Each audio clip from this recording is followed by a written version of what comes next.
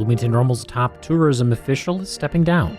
It's one of the things you need to know to start your day for Monday, August 12th. I'm Ryan Denham, and this is WGLT's The Leadoff. Now let's lead off with a new leader for the Bloomington-Normal tourism industry. WGLT's Eric Stock reports a new leader is coming soon after the resignation of the longtime director of the Bloomington-Normal Convention and Visitors Bureau. Crystal Howard has resigned after 20-plus years as head of the Bloomington-Normal CVB.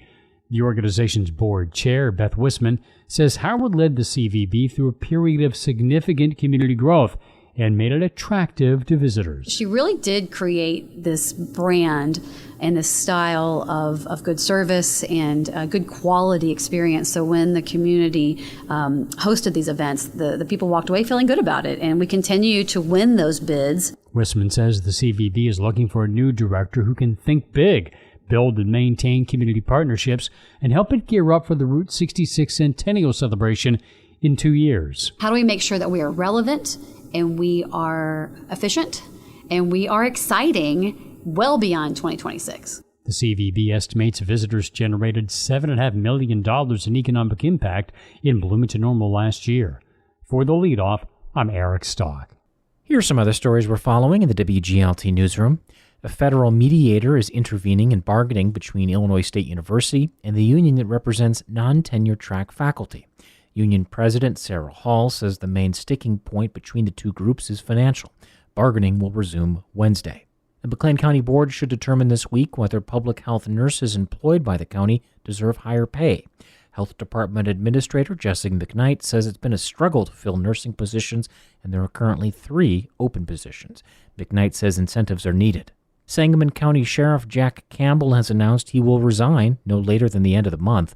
Campbell has been under scrutiny ever since a white former deputy shot Sonia Massey, an unarmed black woman, more than a month ago in her unincorporated Springfield home. And the Red Cross has announced that golf legend Lee Trevino will headline this year's Evening of Stars event, October 24th. That event at ISU's Brown Ballroom is the largest annual fundraiser for the Red Cross's Central Illinois chapter. You can find more on these stories at WGLT.org.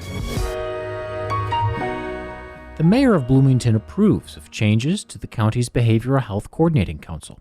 That new approach includes 5 key areas in mental health and substance abuse that need to be addressed in the community, such as education on where to find resources, more temporary shelters, and an expanded behavioral health workforce. In this interview with WGLT's Charlie Schlenker, Mayor Mboka Mwilambwe says he's satisfied with the progress. I am. One of the things that I've always said, and as you know, I work at the university, and I do remember a while, when I was, in my career, I had a former department chair, who always told me, you need to pick, especially in an area where people might change, committees, members might change and things like that. It's important to pick, small, short, manageable goals so that you're able to achieve them. And as you achieve them, you build on the success and move on to others. So from that standpoint, I'm pretty happy about how this turned out, and I applaud the leadership of the chair of the county. Kepler Vision, the anchor tenant of the old State Farm Fire building in the downtown, just announced 100 layoffs. Mm-hmm. And I am wondering if that puts the viability of that building at risk. I don't necessarily think so. My understanding is that the owners of the building are working actively to and even prior to that, to continue to find alternatives and keep the building, or bring it to full capacity. I'm pretty confident that it's going to happen at some point in time, but certainly it's unfortunate what's happened with Kepler Vision. Does it put at risk your hoped for redevelopment and revitalization of downtown? You got 100 fewer bodies coming into the downtown every day.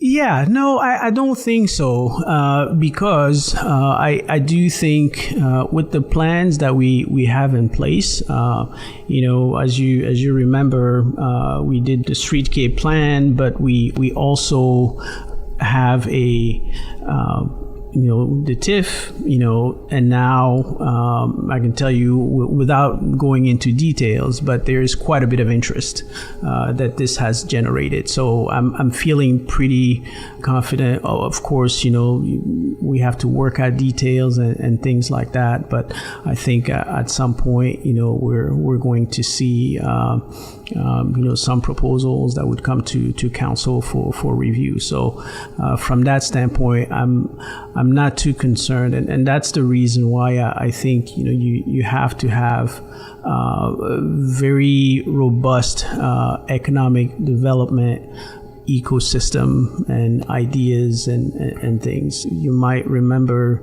we did have an economic development staff of one way back when that we actually, at the time had to fight for. I think we hired that person in 2013, and now I look at what we do in terms of economic development. It's pretty robust, and I think this is what will help, deal with that. Has the city reached out since the layoff was announced to Urban Equity Properties, the owner of the old State Farm Fire building, to see if there are things that can be done to refill those departing workers or space elsewhere in the building?